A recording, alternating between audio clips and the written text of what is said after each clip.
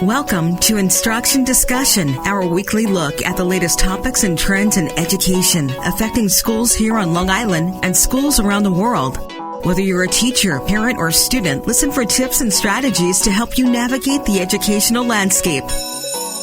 There's a bell. It's time to start today's Instruction Discussion on the voice of Nassau Community College, 90.3 WHPC. Hello, I'm Kevin Boston Hill, and welcome to Instruction Discussion, where each week we will examine a recent trend or development in education and its impact on Long Island. Ever since the one-room schoolhouse, teachers have struggled with how to deal with student outbursts. The quick fix has been to remove the student from the classroom and perhaps even lead to suspension, especially when it comes to young men of color. Black and brown boys have disproportionately been suspended or otherwise removed from class because of their emotional outbursts and lack of communication when asked to explain their actions. Since the pandemic, schools have begun to enlist other strategies, such as social emotional learning, or SEL, and diversity, equity, and inclusion, DEI strategies to help students cope with their behaviors and determine the source of the behavior, rather than putting a Band-Aid on the symptom. Enter Clementina Jose, a licensed master of social work and social work supervisor at a nonprofit organization, where she provides clinical oversight, counseling services, and professional development to staff members of pre-K to 12 programs throughout Brooklyn. She is also the author of several articles on how SEL strategies can be effectively implemented in schools. Today, Ms. Jose will not only talk about those strategies, but also about a program she has implemented to address Black boys' behaviors without suspension by tapping into what they are interested in. Clementina Jose, welcome to Instruction Discussion on 90.3 WHPC. Hello. Thank you so much for having me today. Oh, it's my pleasure to have you with us because I think this conversation is one that needs to be ongoing. I know a lot of schools around the country are having this conversation on how to really deal with not just Black boys' behaviors, but behavior in school in general. But again, it's a type of conversation that needs to keep going because there's no quick fix to this. There's no one size fits all or easy thing, no silver bullet that we can apply to cure all of this. Because I'm sure if there was, if you had the answers, we'd be all rich, but with the product by now. Literally, we would have fixed it by now. Exactly. So let me ask you, in your clinical opinion, what does make, Black boys different in how we should approach them emotionally? Or is there anything that's different? So for me, what comes to mind is that when it comes to working with Black boys, I feel like it's crucial to recognize their diverse backgrounds and their experiences, for one. And I do want to preface by saying that Black boys are not a monolith. In fact, each boy is unique, but many Black boys that I work with come from underserved neighborhoods where they may not have upbringings that are all peaches and cream. So this means I have to approach them with sensitivity. And I try to be mindful to not come off as some of the adults that they've experienced in their lifetime. I try to be mindful to speak life into them. I try to be mindful to make room for their thoughts and their opinions. I try to be mindful to correct them and not degrade them. And I try to be mindful to be clear in my communication and my expectations of them and share why I make decisions with them. But ultimately, what makes Black boys different in how I approach some of them, especially those with rough upbringings, to be more specific, is that I don't want to reinforce any belief that adults can't be trusted or that expressing their emotions to other people makes them weak. Because unfortunately, many of the boys that I've experienced, that has been their experience. So understanding these dynamics ultimately helps me to create a safe space where I am approaching them in a way where they feel heard and where they feel valued. So this approach isn't about treating them necessarily as a stereotype, but rather being mindful of stigmas within our communities and treading carefully so that, I don't fall into the same things, or I don't become the same person that they've experienced all their lives due to my behavior. Now, and I want to make our listeners aware that, and let them know that by no means are we saying that young men need to be coddled, or that they need to have excuses made for their behavior, and then we're not looking to discipline them, because we are going to, if they act out of pocket, they need to be disciplined. They need to be shown what their problem was and how to correct it. But it's just the approach you take to dispense that discipline has to be pretty much targeted to the individual. Exactly. My mom used to always say, it's not about what you say, but it's how you say it. Intention really matters. So I feel like in the work that I do with Black boys, I try to be very intentional about my intentions and how I'm coming off. So I completely agree with you. In no way, shape, or form are we saying coddle Black boys or give them special treatment, but it's all about making sure that they feel heard and valued. And that's oftentimes not their experience, unfortunately, in society. So we have to be more mindful in how we approach situations with them.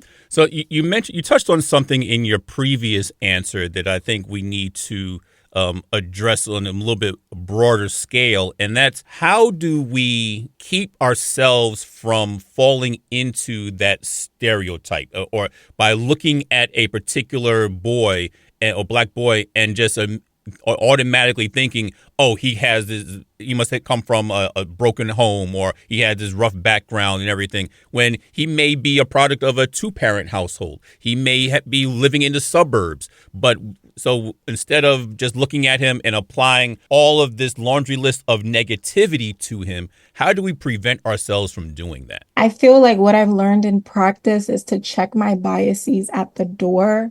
And oftentimes, sometimes administrators, clinicians, professionals, a lot of times people come into this helping field to help, right? But sometimes that can be blurred with being a savior, right? Or, just feeling that, oh my goodness, there is this student, this Black child that needs to be saved by me, and I need to do something. But like you said, sometimes it's not that a child will come from a household with only one parent, or they would have had this tragic background, but sometimes they just might be going through a hard time. So I feel like what I try to do in practice and what I try to recommend for all people is to really check our biases at the door, and not just once, but on a daily basis, because we may carry these preconceived notions, and we might come into the fields that we work in for particular reasons, whether that is to heal our own inner child by giving what we feel we might have needed at one point to other children. So I think it's really just important to be mindful and to see that child and hear that child, and be present in what they're saying, and not try and add our own understanding to what they're saying, but to be present and to hear about who they are, where they're coming from, and leave it at that, not try and add or take away anything from that. And as I stated earlier, leaving our biases at the door. I think that's really the important piece there. They say leave your bias at the door. And not to say that because you have a bias that you're a bad person, because, again, we all have a bias towards something. And it may also just be because of how we were raised, and because of the influences of the media and social media and just the world around us. So the only images that we see a lot of times are those negative ones. And then we tend to believe that, well, if that's all we see, that's all that there must be. So I think it's a good idea, like, as you said, to kind of check those biases at the door and really address the young man that you, or any person you have in front of you, and not all the other shadows of people that might be behind them. 100%. Yeah.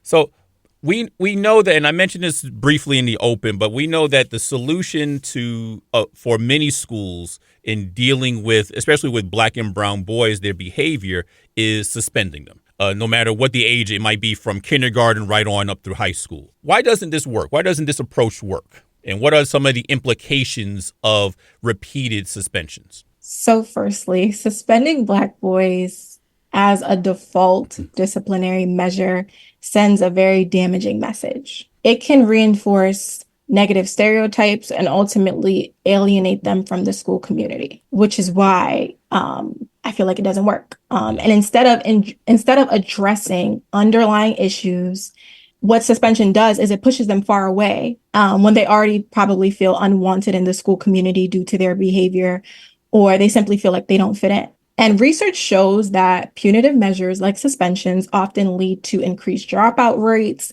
and later involvement in, the criminal justice system. And that's where a lot of these conversations of school to prison pipeline kind of come in. And funny enough, I recently had a professional development session on restorative practices, and it explained why suspensions don't work and how to substitute suspension or harsh punishments with restorative practices, except for in the case of harm and safety issues. But ultimately, the professional development sessions that I was a part of emphasized that when we are quick to suspend, we are telling students, but in this case, particularly Black boys, because it does happen to them more frequently than not, that your behavior is so out of control in our eyes and we do not want you around. To top it off, when we have a brief discussion or no discussion at all with students, we are essentially, and I'm emphasizing the word discussion because oftentimes what happens in the case of suspensions is that administrators simply talk at students and force them to accept the fate that is dished out to them without making room for self-reflection, accountability, and so on. So when we have no discussion or when we keep it brief, we send the message that we're done with them and we're just looking for a means to get the danger, quote unquote, out and away from the school community. And this doesn't work because as I was kind of saying, and I actually read about it in a book, it's called The Courage to Be Happy. And it actually talks a little bit about children's behavior in schools.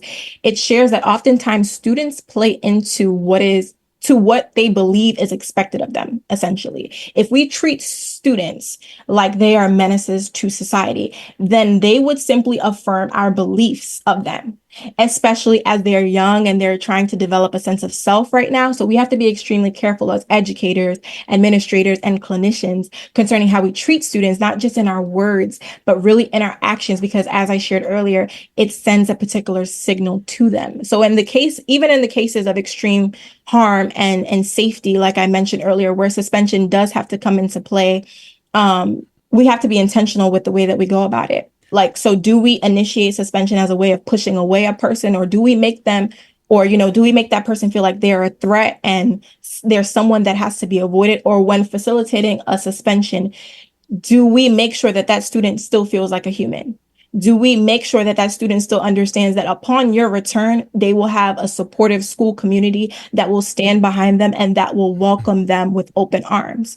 So I feel like by engaging students in meaningful discussions, even when suspension has to come up, because sometimes there are cases when it does have to come up, we need to be intentional with acknowledging their mistakes with students without necessarily labeling them. But in often cases, to be quite simple with it, suspension doesn't work because, number one, the way that we go about it, because we're pushing students to the side. We're not really like making room for that self-reflection piece that I was talking about, but we're sending a negative signal, a negative message to them, which ends up creating more harm.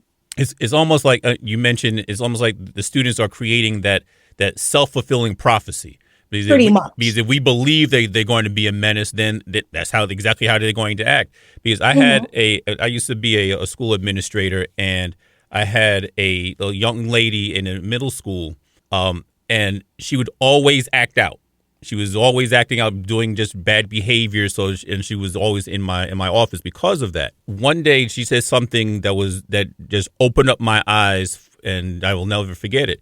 And she said, the only reason that I act out is so that I can get more attention from you. And that blew me away. It's like, here's this 13-year-old girl who is saying that the only reason that she was acting bad was that she could get more attention from me. So I said, you know what? I made it my business, therefore, the next morning to check in with her to see how she was doing, just to speak with her on a cordial basis and everything.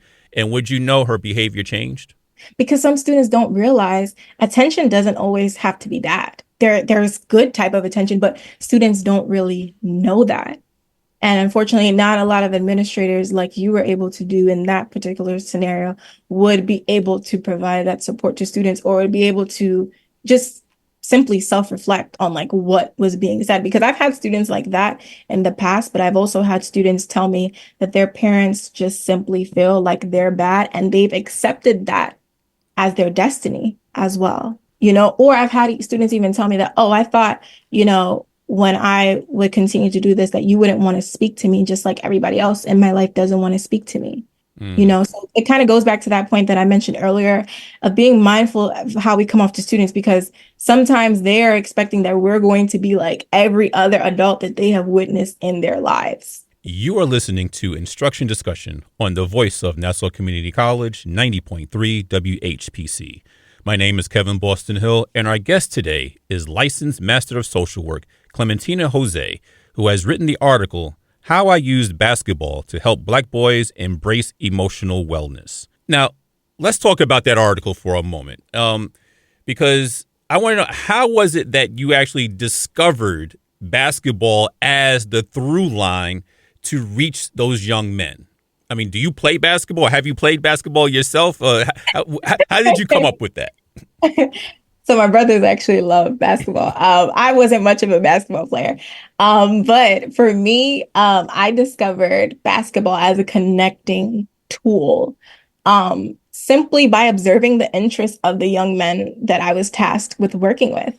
Many of them were so passionate about basketball, like they wanted to play it during lunch. They were, asking a million times to play it during gym, So I just was able to pick up on that. Though at the time I had spoken to my supervisor, because when those students were referred to me, they were referred to me on the basis that they were struggling with their confidence and their self-esteem. And upon doing intakes with them and, trying to engage them, I saw that they were very closed off. And after asking my supervisor, I was like, what is her best advice to working with a student? She gave me like some standard curriculum in a book. And very quickly, I was able to tell this is not going to work for these students. It was not going to be able to engage them. So thankfully, thank God, I was able to put that connection together that these students actually really love basketball.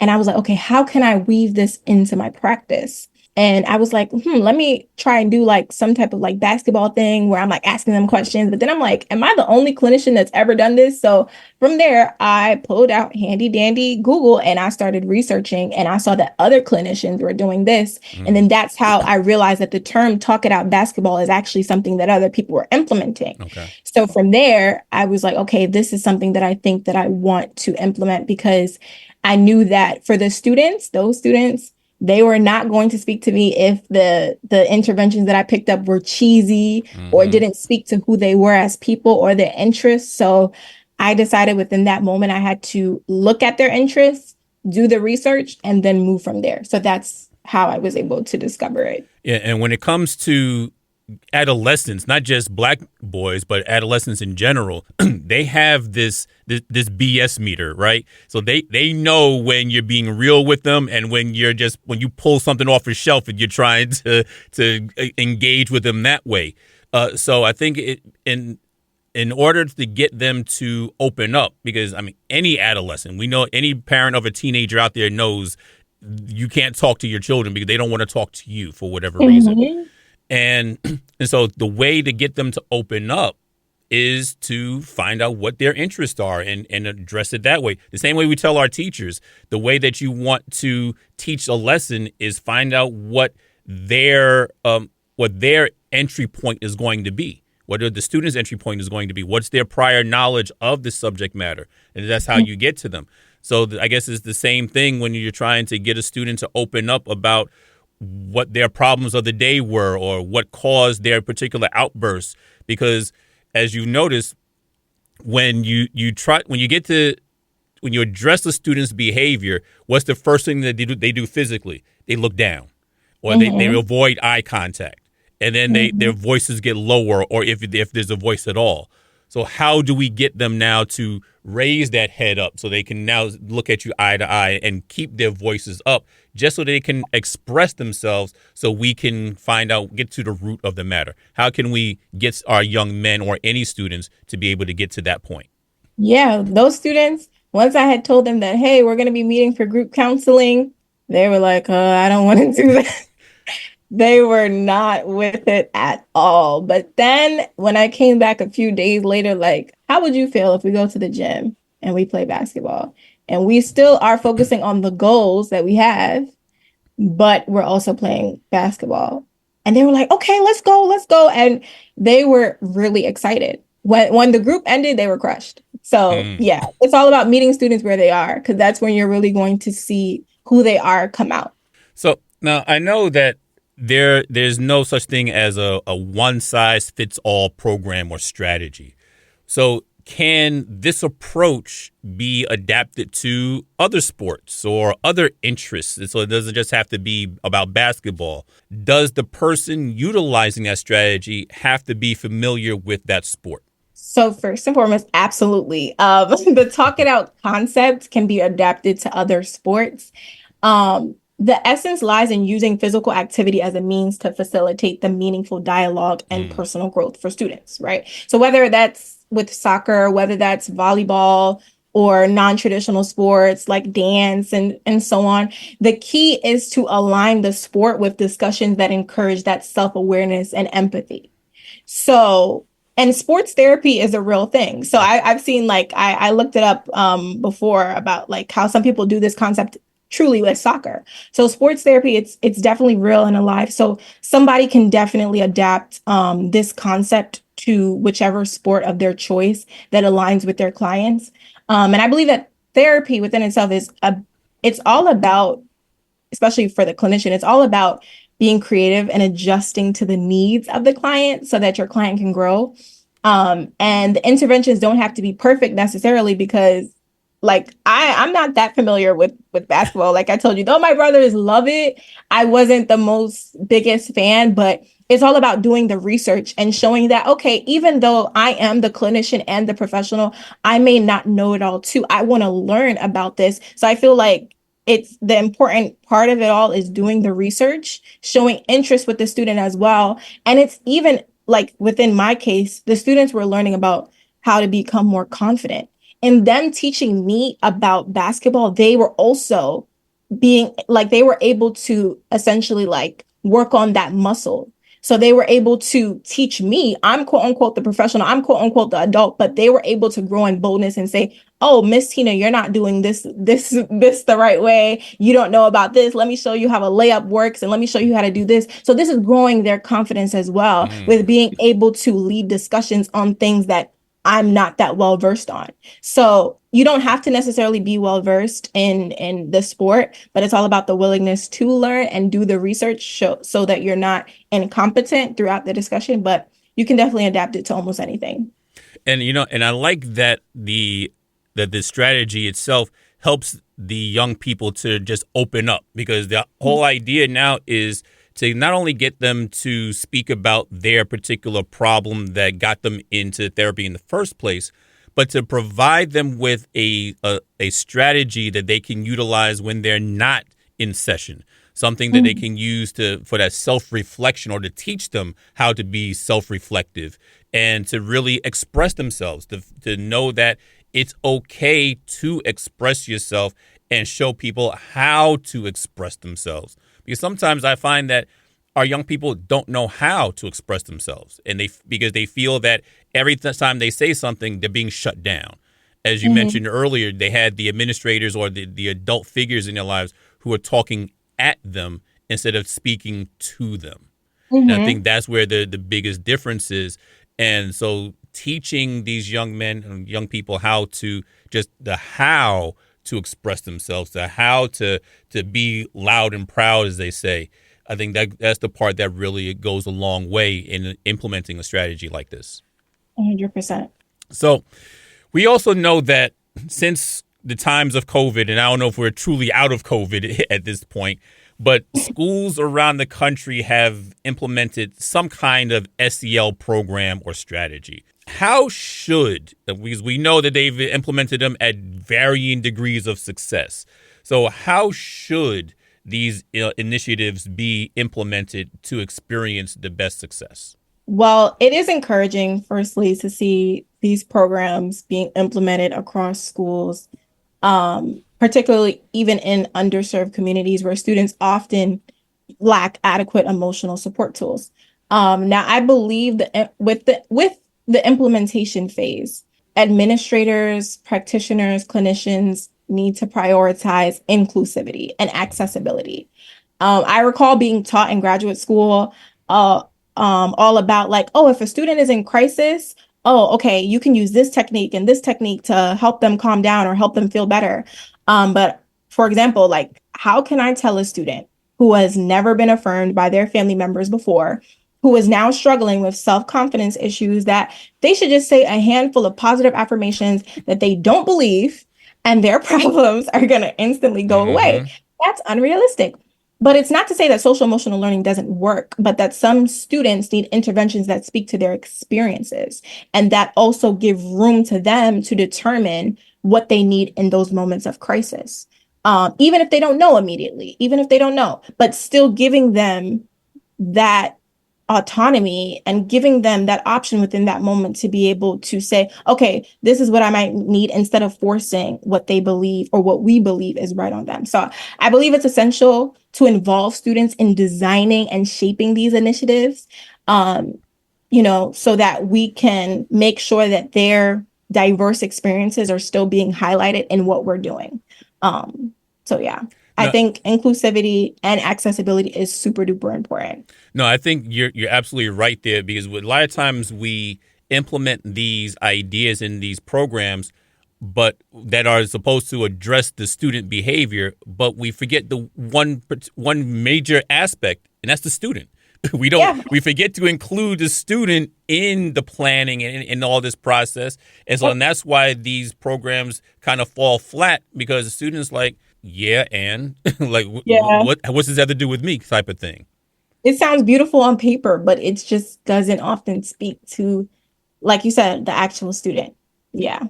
So, if you had to leave our audience with just one quick thought about how helping our students deal with emotional wellness, what would that thought be? I believe the thought would be that teaching skills related to social emotional learning is something that everyone can do. It's not just something that a licensed clinician can do. Granted, I may have more knowledge to be able to do that, but I feel like oftentimes, in schools, teachers don't feel empowered to be able to do that. So I just feel like telling, the audience that teaching these skills is something that is possible for everyone, ultimately. So feel empowered in teaching students, whether that's Black boys or students of all colors and so on, about social emotional learning.